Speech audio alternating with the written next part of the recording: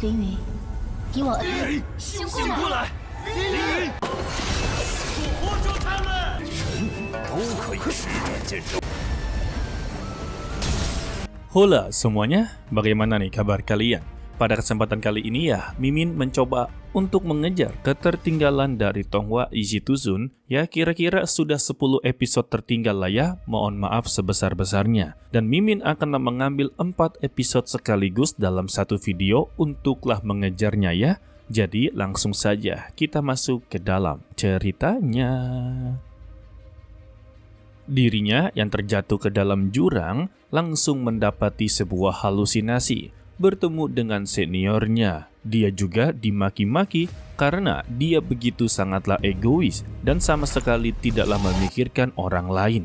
Ditambah dia melihat Wang Ning yang sedanglah menyiksa satu-satunya keluarga dia guys. Hal ini memicu amarah dari Lin Yun sampai-sampai mengeluarkan kekuatan penuhnya. Tetapi tidak ada yang bisa dia lakukan di dalam ilusi tersebut. Sekuat apapun dia menyerang, sekeras apapun dia berusaha, tetap saja tidak ada hasil. Hasilnya, dia hanya bisa mendengarkan seluruh hinaan yang membuat dirinya benar-benar begitu menderita serta merasa bersalah. Jika tidak ada dia, mungkin saja mereka tidak akanlah terlibat dalam permasalahan ini. Begitu guys. Tidak sampai di situ juga, akhirnya kita diperlihatkan meskipun ini hanyalah sebuah ilusi ya, di sana ada senior Sumin, wanita yang sangatlah dicintai oleh Lin Yun. Tetapi ya, ini adalah ilusi yang memiliki dampak negatif baginya. Senior Sumin memberitahu kalau dia hanyalah seorang budak pedang, tidaklah cocok untuk dirinya. Jadi, jangan pernah mencarinya lagi karena itu sangatlah mengganggu. Dirinya yang tertusuk pedang membuat dia tenggelam dalam ilusi tersebut. Dia hanya meminta maaf kepada orang-orang yang terlibat dalam permasalahannya. Dia tidak begitu menyangka, ternyata dirinya tidak sekuat yang dia bayangkan. Sebab semua teman-teman yang telah berhubungan dengannya pergi satu persatu untuk meninggalkan dirinya. Akan tetapi secara tiba-tiba dia mendengar beberapa orang yang memanggil dirinya untuklah terus bangkit.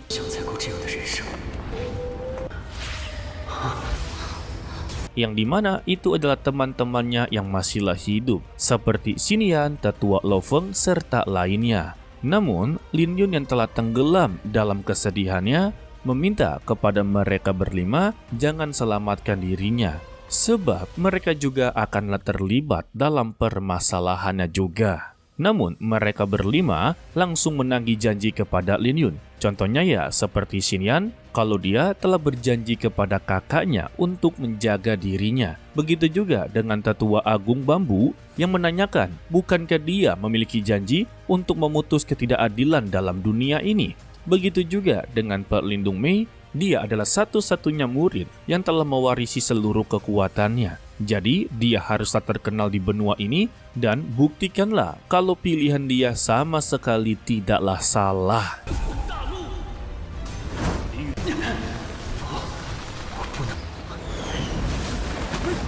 Hal ini membuat Lin Yun kembali bangkit.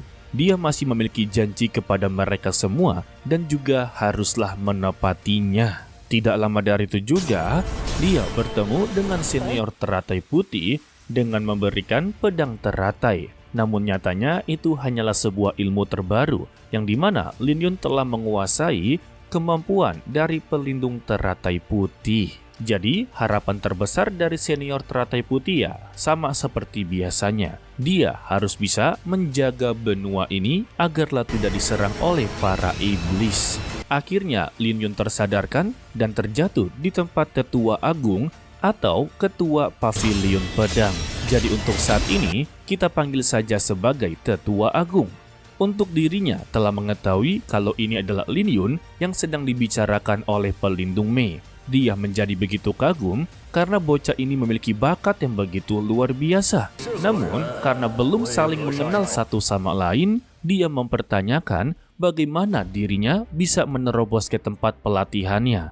Lin Yun meminta maaf karena dia sama sekali tidaklah sengaja. dan dia meminta kepada Lin Yun untuklah datang kemari dan menjelaskannya dengan begitu detail. Dan siapa sangka ketika Lin Yun inginlah melangkah untuk mendekatinya, ternyata di sekeliling tetua agung ini telah terdapat sebuah formasi pedang. Jadi jika Lin Yun melangkah, maka pedang-pedang ini akanlah menyerang dirinya. Tanpa basa-basi, Lin Yun mencoba untuk memeriksanya. Benar saja, formasinya begitu sangatlah banyak. Namun tetua agung mencoba untuklah menyentilnya. Apakah dia takut untuklah kemari? Sehingga Lin Yun langsunglah menerobos dengan pedangnya. Untuk formasi pedang berhasil untuklah dilalui. Tetapi masih ada ujian keduanya. Tiba-tiba ombak besar langsunglah mengelilingi tempat mereka.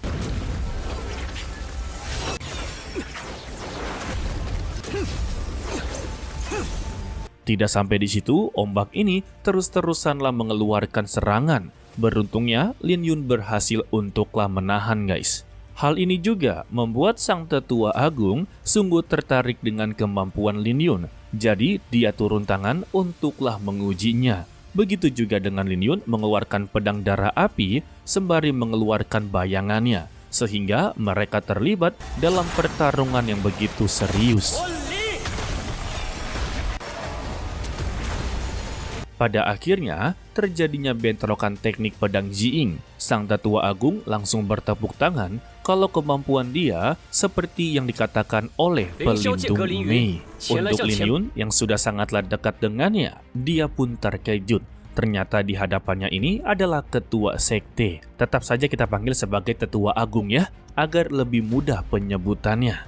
Namun, Lin Yun cukuplah kecewa dengan penampilannya, dan ini diketahui olehnya. Dia pun langsunglah dimarah-marahi. Walaupun dia masih muda, tetapi pemikirannya begitu sangatlah sempit, sama seperti orang yang tinggal di hutan bambu. Yang dia maksud adalah pangeran ke-13.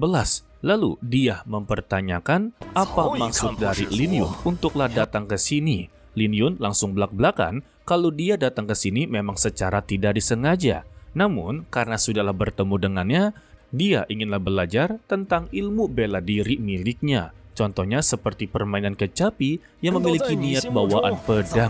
Mendengar ini, membuat dirinya cukuplah begitu bangga. Tetapi, hanya ada satu orang sajalah yang berani mengatakan hal seperti itu secara belak-belakan pula, yang tak lain adalah Lin Yun. Karena dari berbagai murid yang memiliki bakat, hanya 70% sajalah yang bisa melewati ilusi tersebut, dan 20% hanya bisa melewati serangan miliknya, dan sisanya 10% mempertanyakan hal yang sama seperti Lin Yun. Dan sampai saat ini belum ada yang bisa untuk melepaskan diri dari tekanan yang dia berikan.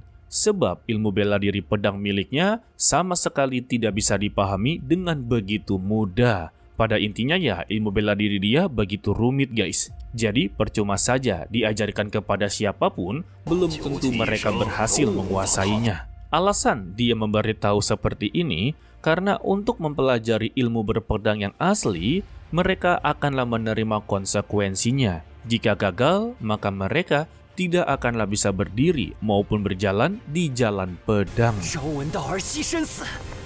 Tetapi Lin Yun tidaklah peduli, dia tidak akanlah pernah menyesali pilihannya sama sekali. Mendengar ini, membuat dia cukuplah tertarik kepada Lin Yun. Dirinya yang telah mewarisi pedang Jiying, menguasai hukum air, bahkan telah berada di setengah langkah niat bawaan pedang. Jika bertarung dengannya, mungkin Lin Yun bisa untuklah mengimbanginya. Namun, ada satu kekurangan dari Lin Yun, yaitu sebuah terobosan ilmu berpedang. Alasannya guys, karena untuk Lin Yun telah mempelajari banyak sekali ilmu berpedang. Apalagi untuk sekarang, dia malah mewarisi teknik pedang Jiying, yang dimana teknik pedang ini terlalu begitu misterius. Bahkan untuk sekelasnya saja tidak bisa memberikan petunjuk. Jadi saran dia kepada Lin Yun untuklah mengganti ilmu berpedangnya saja. Dan itu jauh lebih baik. Salah satu contohnya, bukankah dia telah menguasai ilmu pedang Suyu? Mengapa dia tidak mencoba untuklah mengembangkannya? Mungkin saja ilmu berpedang ini bisa digabungkan dengan ilmu berpedang Jiying. Kebetulan untuk ilmu pedang Suyu atau ilmu berpedang air, dia juga menguasainya. yang dimana ya ilmu pedang Suyu ini sama seperti menyerang tanpa menyentuh.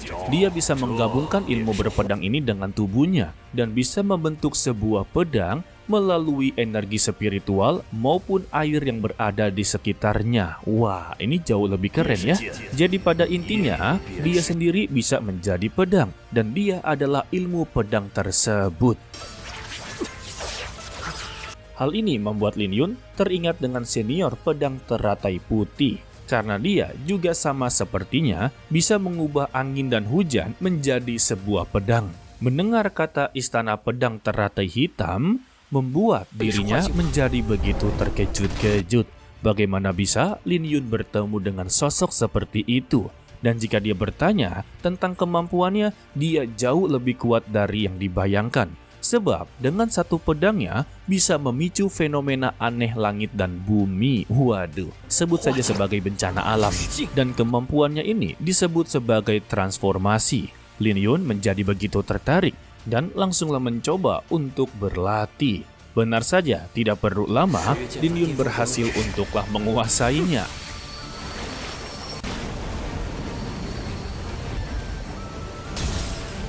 Sang tetua agung saja atau alias ketua sekte sampai geleng-geleng kepala sambil tersenyum.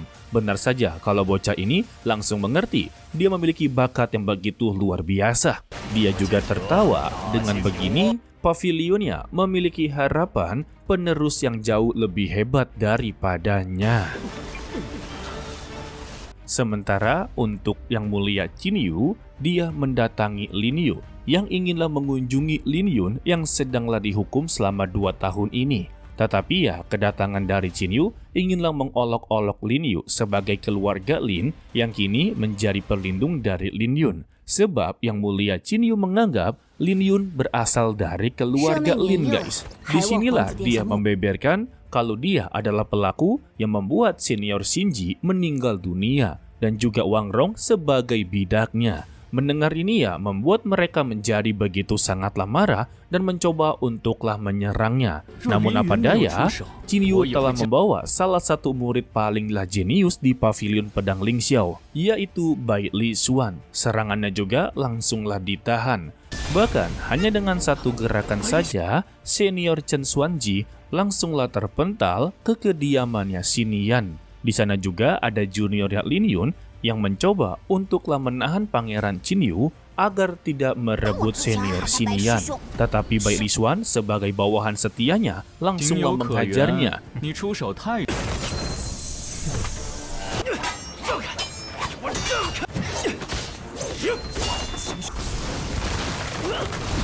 Serta memberikan sebuah peringatan, mereka sama sekali tidak tahu diri. Padahal mereka begitu lemah, tetapi berani untuk melawan orang yang begitu kuat, itu hanyalah sebuah tindakan yang sia-sia. Wadidaw. Sedangkan untuk Xinian, dia telah berada tepat di belakangnya Pangeran Qin Yu sembari mengunuskan pedang, serta mengancam kepada Bai Li Xuan jika dia menyakiti temannya, maka dia juga akanlah menghabisi nyawanya. Tetapi ini adalah sebuah tindakan yang salah. Kalau Pangeran Qin Yu sama sekali tidak bisa diancam seperti ini. Dia jauh lebih kuat daripada mereka semua. Hanya dengan satu sentuhan jari saja, pedang dari Xinian langsunglah terpental. Dan dia pun memberitahu kepadanya tentang semua apa yang terjadi. Bahkan rencana dia yang begitu matang untuklah menghabisi Shinji alias kakaknya, itu juga telah dia beberkan. Serta memberitahunya lagi, dia datang ke sini untuklah berbisnis. Tidak lama dari itu, datanglah tetua Lo Feng yang mencoba menengahi pertarungan ini. Ya, lebih tepatnya bukan menengahi sih, karena mereka sudah tahu kalau Pangeran Qin Yu memang adalah orang yang jahat. Dan Pangeran Qin Yu langsung to the point. Dalam 3 hari mendatang, dia akan datang kembali untuklah menikahinya. Sementara untuk Lin Yun, dia masihlah berfokus untuklah meningkatkan kekuatannya, guys. Salah satunya adalah teknik pedang Suyu yang akan dia tingkatkan sampai ke puncak. Sesingkatnya, Lin Yun telah berhasil untuklah meningkatkan kemampuannya. Sang tetua agung sungguh begitu bangga karena untuk saat ini ilmu berpedangnya sudah mencapai tahap transformasi dan sudah saatnya dia mengetahui identitas aslinya. Namun ya, Lin Yun sudah mengetahui kalau dia adalah kepala pavilion atau ketua sekte. Dan dia terkejut dari mana dia tahu semua ini. Lin Yun membalas, dia memanggil Tuan Meiji sebagai Meiji. Dan dia juga memanggil pangeran ke-13 sebagai monyet tua. Jadi, dengan panggilan tersebut saja, dia sudah tahu hanya kepala pavilion sajalah yang berani untuk memanggil seperti itu. Karena sudah tahu identitas aslinya, berarti Lin Yun juga telah mengetahui kalau dia datang ke sini memang telah menemukan petunjuknya juga. Lin Yun mengiyakannya, dan mereka berdua pun membahas tentang rencana dari Qin Yu. Kalau dia memiliki rencana yang begitu besar, sudah pasti dia tertuju dengan pavilion pedang Ling Xiao. Jadi pada intinya, Lin Yun telah menebak ada salah satu orang dari pavilion pedang Ling Xiao sebagai kunci agarlah dia bisa menguasai pavilion pedang Ling Xiao dan mendapati dukungan agarlah dia bisa mewarisi tata kerajaan. Wadidaw. Namun, ketua pavilion tidaklah begitu mengerti. Jadi, semua masalah ini akanlah dilimpahkan kepada Lin Yun dan dia juga disuruh kembali ke tempat introspeksi hukumannya. Jika ada yang mengetahui dia tidak ada di sana, maka hukumannya akanlah bertambah panjang. Pada awalnya, Lin Yun mencoba untuk menaiki tebing dengan cakar naga. Namun, batu dari tebing tersebut sangatlah begitu tebal. Alhasil, Lin Yun menemukan sebuah ide, dia akanlah menaiki tebing ini dengan menggunakan hukum air.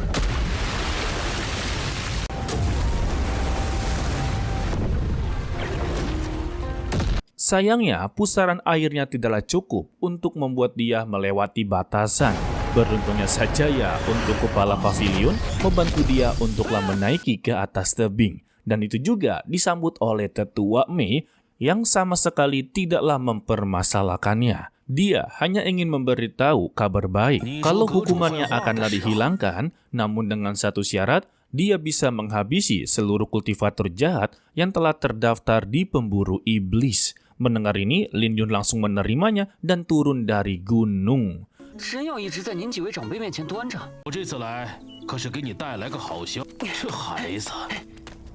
Dan kita bersambung untuklah video kali ini. Mimin ucapkan terima kasih kepada kalian yang telah menonton sampai akhir. Pesan dari Mimin, tetaplah menjadi orang yang baik walaupun itu sangatlah sulit. To be continue, sampai jumpa di video berikutnya. Bye-bye. 醒过来！火捉他们！都可以实战见证。